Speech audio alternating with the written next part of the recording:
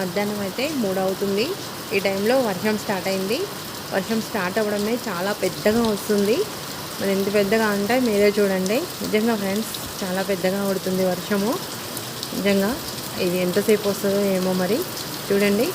ఇకనైతే మన పల్లెటూర్లలో వాటరు ఇలా నిలిచిపోతాయి ఫ్రెండ్స్. ఇదిగోండి మోరీ దగ్గర చూడండి ఎన్ని నీళ్ళు నిలిచాయో. నిజంగా ఫ్రెండ్స్ ఇక నా పల్లెటూర్లలో నిజంగా వర్షాలు వస్తే చాలా ఇబ్బందిగా ఉంటుంది.